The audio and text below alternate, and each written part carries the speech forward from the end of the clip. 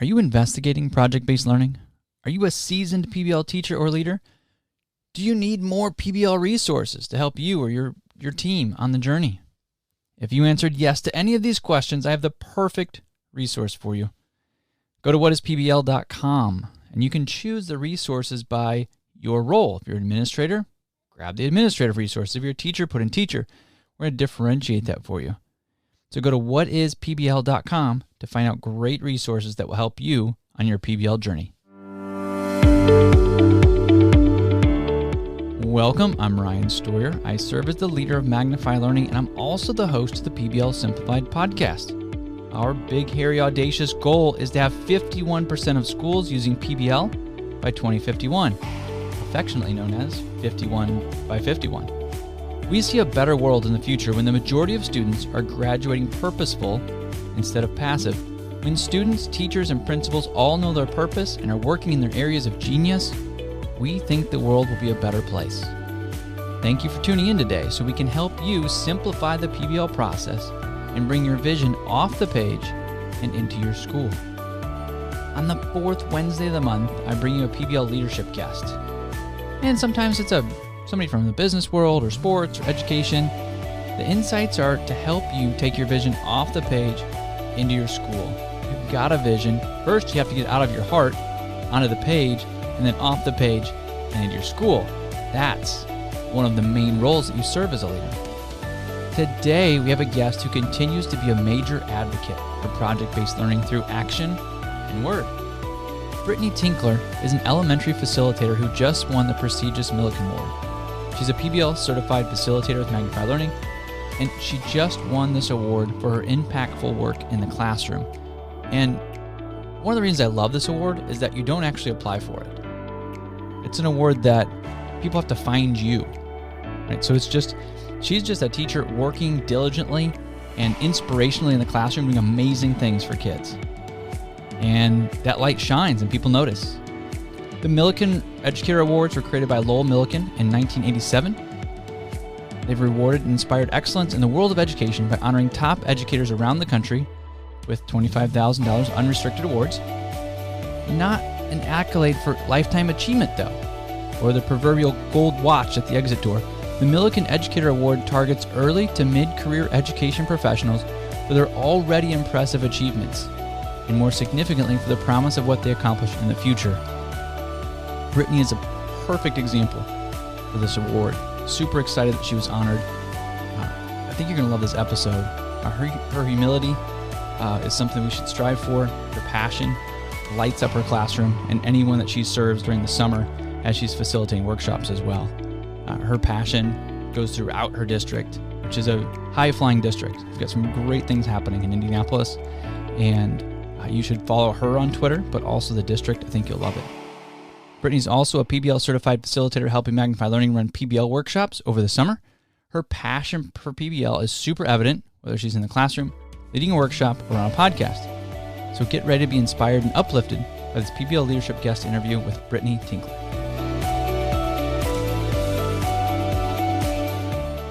Hey, visionary leaders. I am excited today. We are talking with a teacher, second grade teacher in Indianapolis, who's also a facilitator for Magnify Learning. We have Brittany Tinkler on the podcast today, and I think you're going to be excited. You've probably read some of her blogs. If you've gone to the Magnify Learning blogs, if you haven't, you can go just search Magnify Learning blogs into Google, put Brittany Tinkler in there, and you'll get some of her blogs. Just get some of her passion that comes with education and project-based learning. So I'm excited to share some of that passion with you on the podcast today. Brittany, thanks for being here. You're welcome. Thanks for having me, Ryan. I love doing stuff like this, sharing my why, and any chance I get to work with you is always a pleasure. So thanks. Oh, stop it. I am super excited for us to have this conversation, though. We were just talking off air. Like, we could probably talk for an hour and a half about just the love, like, for education and project-based learning and the things it does for kids. So we have to fit it into the time slot. So we have questions set up, but I think you're going to love this. Before we get into the questions, Brittany, we always ask, and I don't think this is actually in the question I sent you, but we always ask, what is your why? It's an easy one for you because you're living it every day, but you just have to articulate it for people. So what is your why for education? Well, I've kind of turned this into one of those elevator speeches. I've learned that from the best.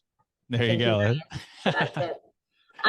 My why is it's kind of changed throughout my life. I wanted Sure. to be a teacher when I was a little girl.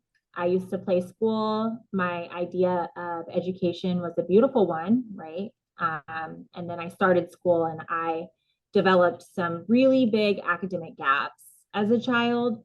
And those academic gaps were not met.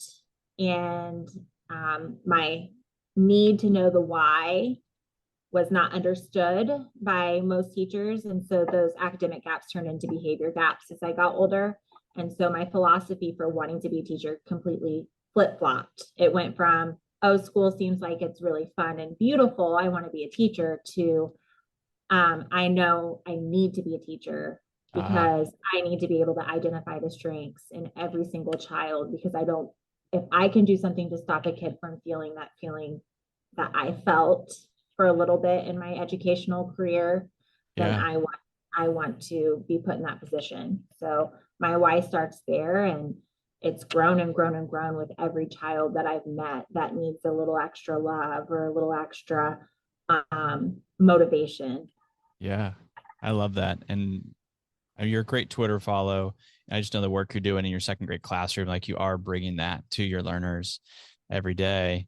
And it was noticed. Am I right? Like, it was noticed. So you got an What in the award. world?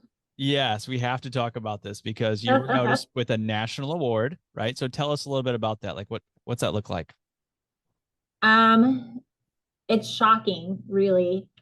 I get emotional when I think about it, because if you would have met high school Brittany Tinkler, it just wasn't something. I mean, even being a teacher was questionable. Like, even being able to get into a college and make my dream of teaching come true seemed unreachable at that time in my life. And so to now be receiving a national award and being able to, I'm mostly excited about the opportunities that come with it, honestly, Ryan. Like, Yeah. having this award and being able to now be a voice and an advocate for educators and kids at an even higher level. I mean, you know from following me on Twitter and from talking to me through Magnify that I want every opportunity that I possibly can get to advocate for learners. Yeah. And this just gives me more opportunities to do that. And they're nerve wracking. I mean, just last night, I had to go down to the city council building and accept an award. And I had to give a speech in front of like 23 um, city councilors. And there was a Mr. President there. I didn't even know what that meant all the way. And I had to talk in front of them. And so while it's really nerve wracking to do those things, I know that I'm now getting to be a voice and an advocate for something that I believe so strongly in. Yeah, it's so good. And to connect the dots for our listener, so the National Institute for Excellence in Teaching, NIET, founded by Lowell Milken, they give out one award for all these schools across the country, and you won that award, which is such just a testament to the good work that you're doing in your classroom. Your district is really innovative. They're doing great work. So you're in a good ecosystem. Um, I'm pretty sure there's 25K connected to that, which is pretty awesome too. And they surprised you with this too. Like, I love kind of the rollout of this, right? Like, you didn't know you were gonna like win this, right? Did you even know that you were like nominated? No, and when you read more about the Milican Award, it they find you is what they say. So there's not really a Yeah. nomination process, but there was absolutely some digging that was happening behind the scenes because they were able to piece together a story about Yeah. me. But I did not know. I was told that there was going to be a convocation in the gym on the day that the award was given. So everything seemed pretty normal, like convocation vibes happening in the school. I mean, I walked into the gym and there's cameras set up, and I knew that Secretary Jenner was going to be coming to read aloud a book to the kids, and she did. She got the book out, and it was Ada Twist Scientist, and she read a portion of it about this little girl that always asks why, and it was beautiful and touching. And I was like, oh, I love this convocation.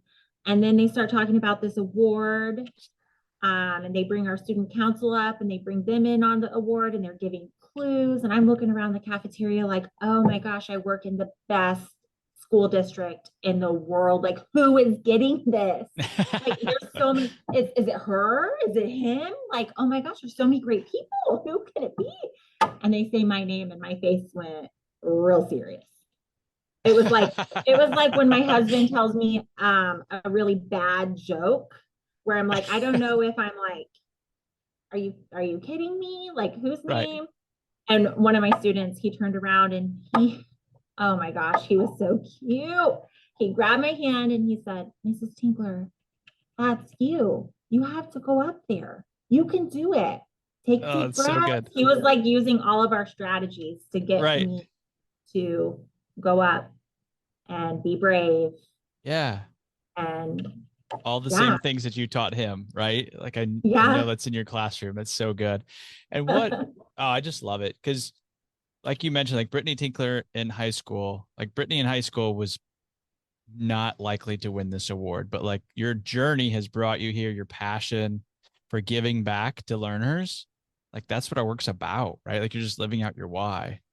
What did some of your other learners think about this? After the award, after I stood up there, I gave a little speech, and I did use them to kind of ground me. I kept making eye contact with them as I was up there talking, or I'd start to shake and I'd look for one of them.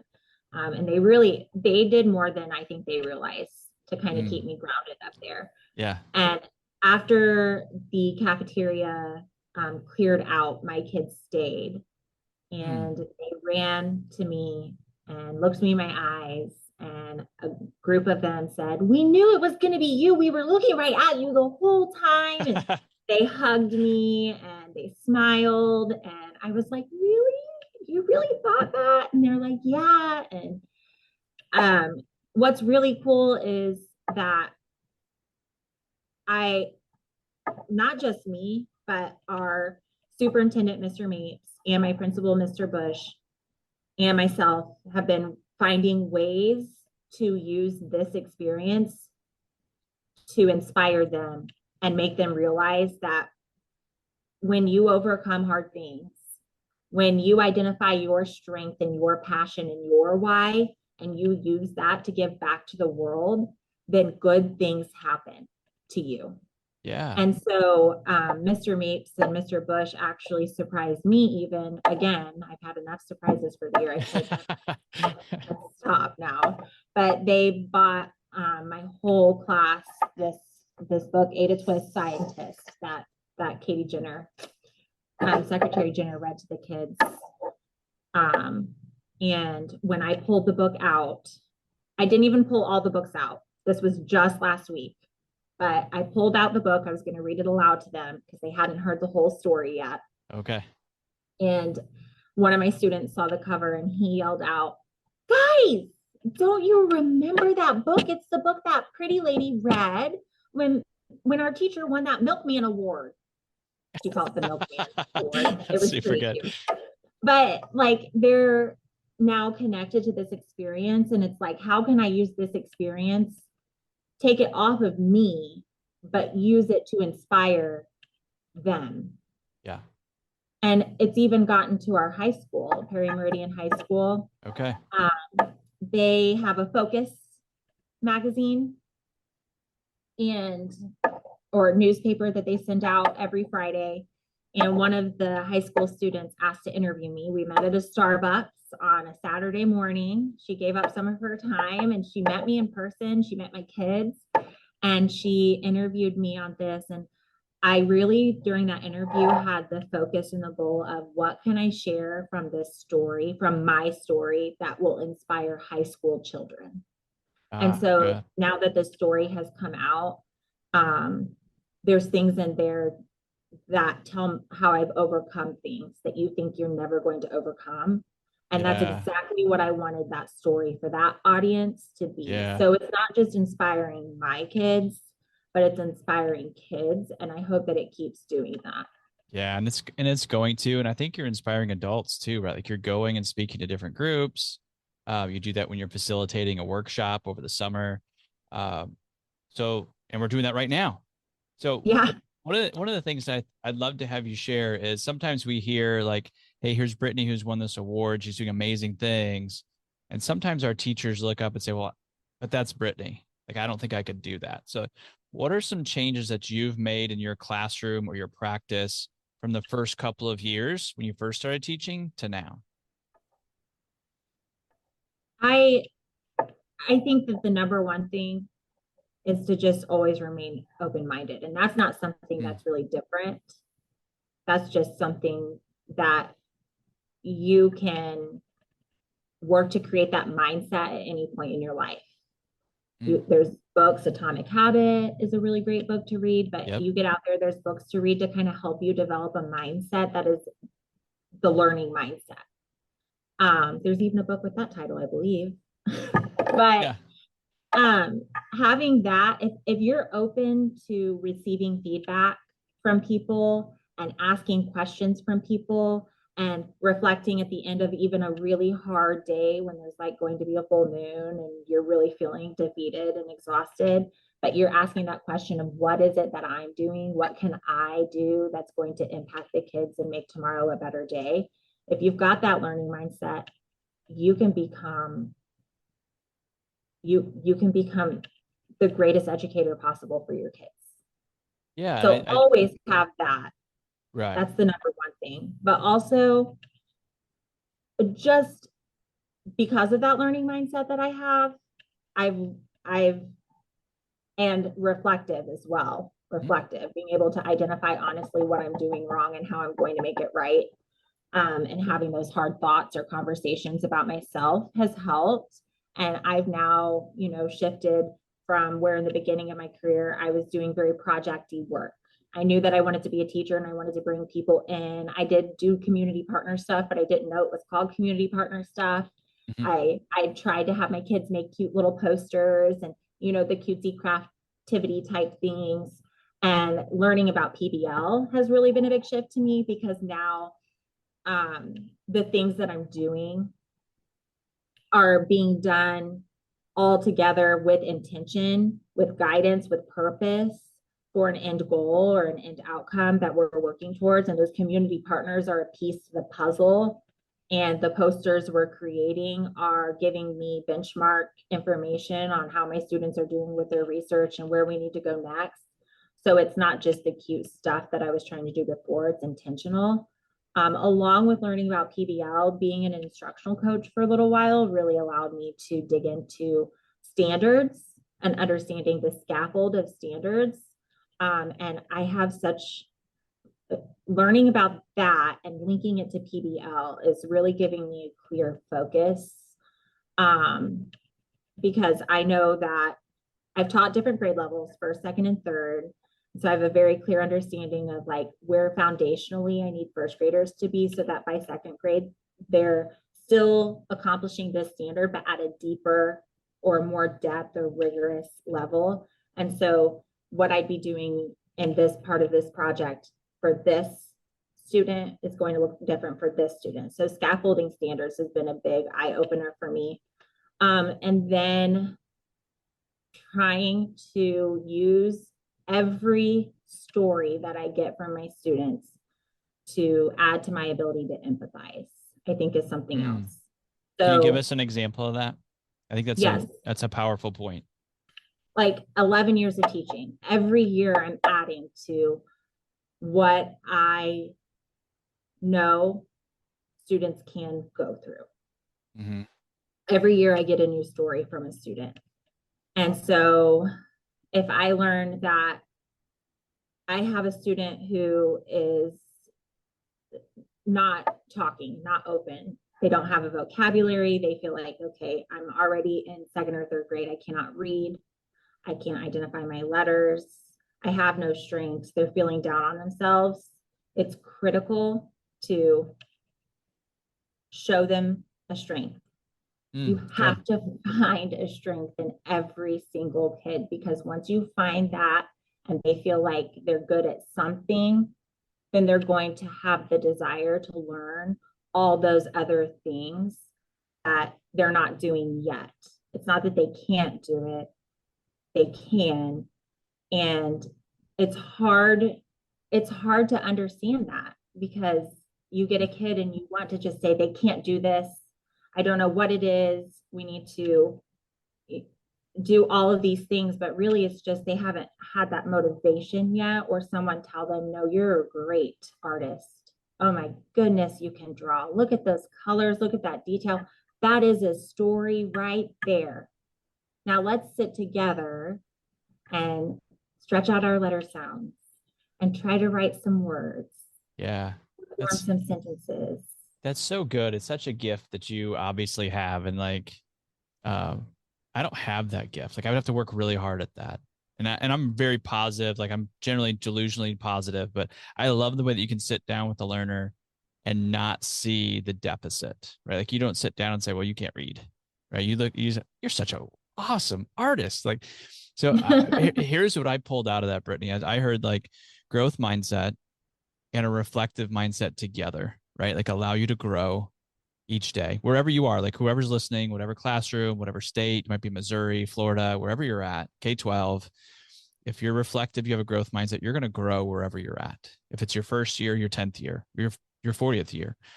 And then the empathy part is really neat. And that led you to PBL, right? But you were very open to PBL, right? Like I remember that training still. Like you're just really open and not willy-nilly, right? It wasn't like whatever came by. It was like you were reflective of like, this could work for my learners. You went and implemented, and then you reflected again and said, whoa, wait a minute. This worked for my learners. I'm going to do more of this, right? And then the empathy piece, I think that's such a great tool. And I think educators listening, like you have so many of these tools available to you, right? And the person next to you has those tools as well. So like, how do you pull those out? Like that skill of seeing a learner from their strengths and not their deficit. That's super powerful. What a great tool you just brought. Thank you for sharing that. What can my students do? Yeah. Not what can't they do? What can they do? And how can I use that to leverage them further, to get them further? So good. So can we shift on the podcast? We also have these visionary leaders who are principals or building leaders. So what would you tell? And a lot of people come to the podcast to say, well, let's learn it. Like, I don't know anything about PBL. I've heard about it. Like, let's learn. So we have some listeners that are pretty brand new to PBL as well. Like, what would you tell a principal who's just came to investigate PBL, or maybe they're on the fence? What would you tell them? Bring a team of people with you. We can't, we become stronger learners when more of us can work together and ask each other questions, and we have safe people to reflect with and talk to. I mean, the award that I just won, that's not done by myself. That's done with a team of people who have helped to shape and mold me into who I am so far today. And I'm only going to grow more with more great people. So I think back to when I started with PBL, I didn't jump into it by myself. I had a small group of people with me, including my leaders. So if you are a leader and you're listening to this, be willing to learn from every type of person in your building, the classroom teacher, an aide, your instructional coaches. You bring a variety of people together who see things differently and do different types of work within your school. And if you're interested, odds are you can find at least 5 other people in your building that are interested to come along at the start of the ride with you.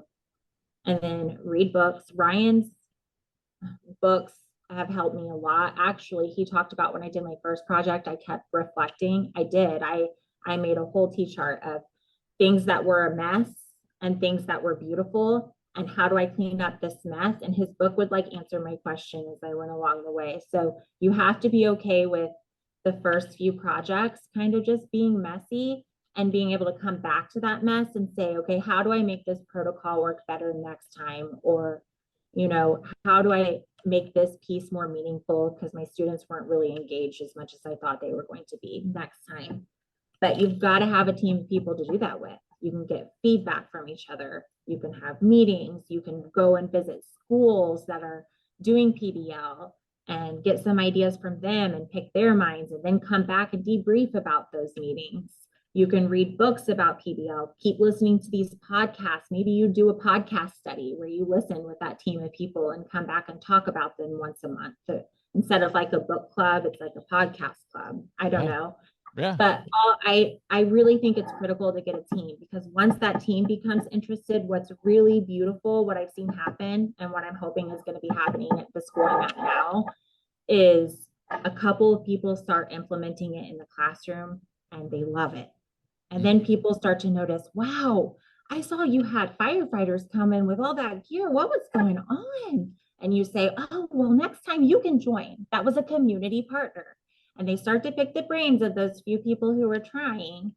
And from there, the spark grows.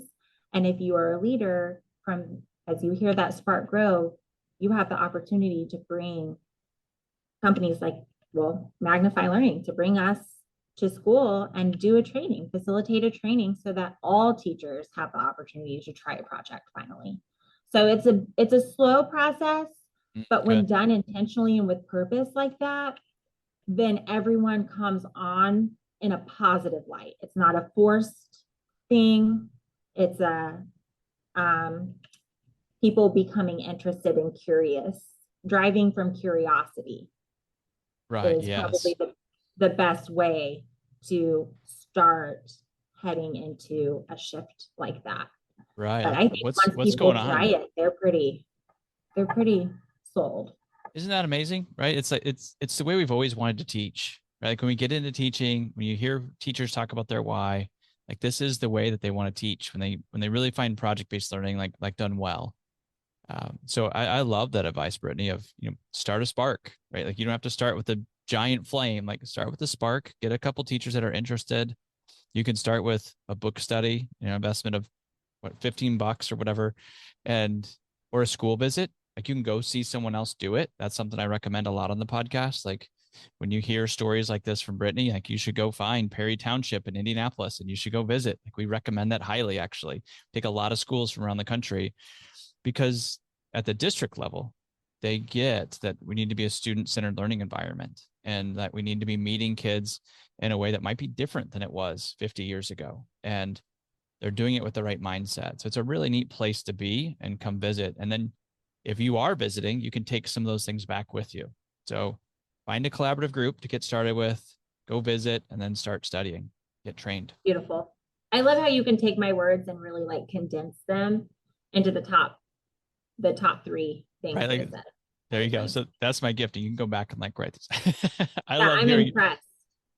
I'm dialed in. I love hearing the passionate work, because I know it's real and it's coming right out of your classroom. Now, here's one that I wonder if it'll get you excited, because I'm getting fired up about this. We're calling it 51 by 51. So we're working. I wondered if the 51s had something to do with each other when I read the question. Right? Like 51 by 51, that we get 51% of schools doing PBL by 2051. So the true vision of that is like the majority of schools would be doing project-based learning, which means the majority of our graduates would be moving from passive to purposeful.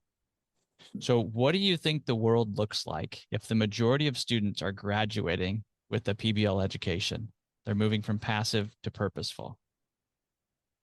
Could you imagine if you were led to what you were meant to do as an adult when you were 7 years old? How much better you would have been. That's so good. At whatever gift. I mean, a musician, you find someone who is so interested in music, but they don't have that opportunity. They don't have maybe the money or the resources, or they don't know anyone in their family that's ever taken that route. And so the opportunity only comes when they hear about it for the first time at school, right? And you're doing a project-based learning unit. And so you bring in a community partner who sparks interest in this 7-year-old to grow up and be a musician. Imagine how beautiful the songs would sound when they're 30. Like that's what PBL does for kids. For me, my goal through every project is to find something each and every one of my kids can be successful at in this project by the culmination of the event. Yeah. So that they feel what that feels like, and maybe they take that and grow it 150% by the time they're grown up. They come back to me someday and they say, Mrs. Tinkler, from that project, from that community partner that you brought in, and then what I created for the culmination, because of that person, I now do this. It gives me chills. Yeah, that's right. Chills.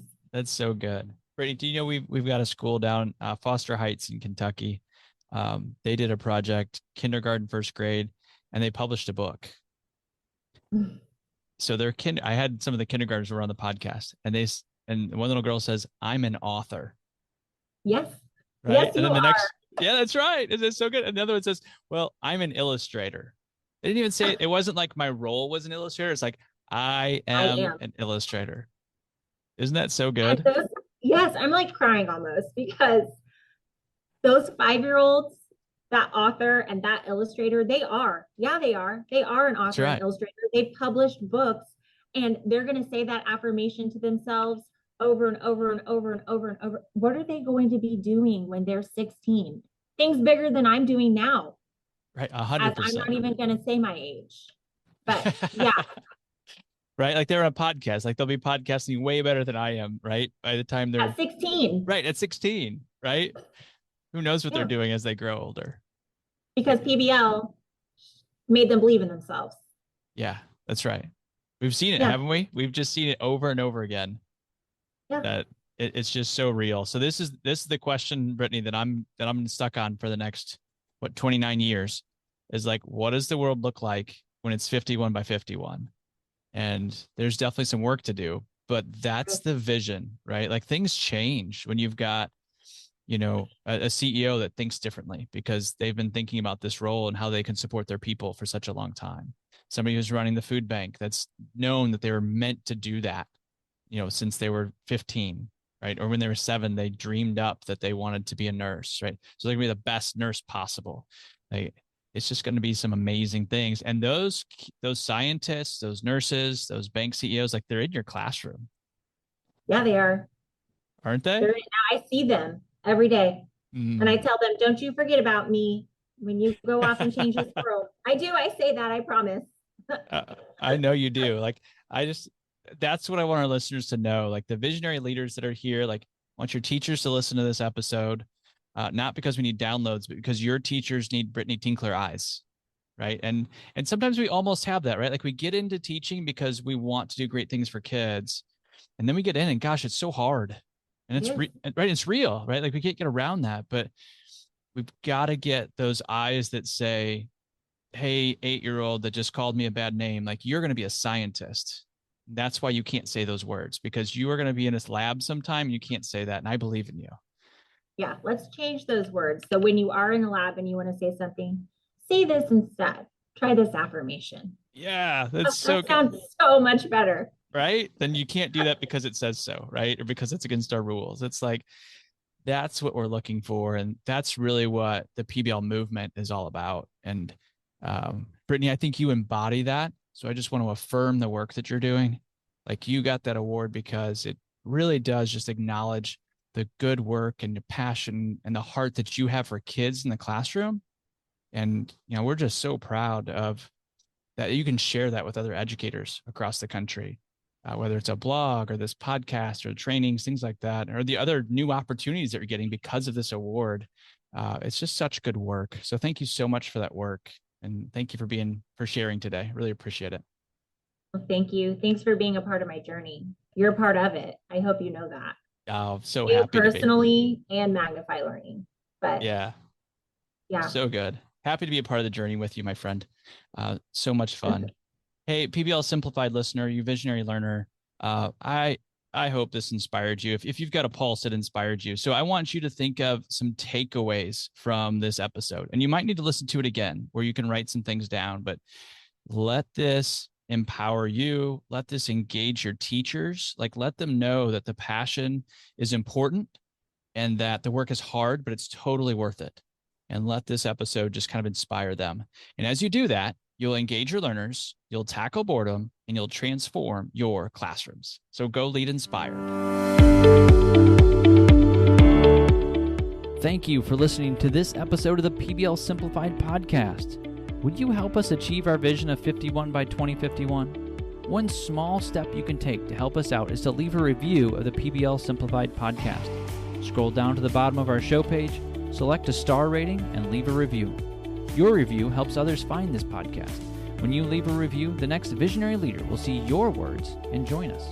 Thank you for leading inspired.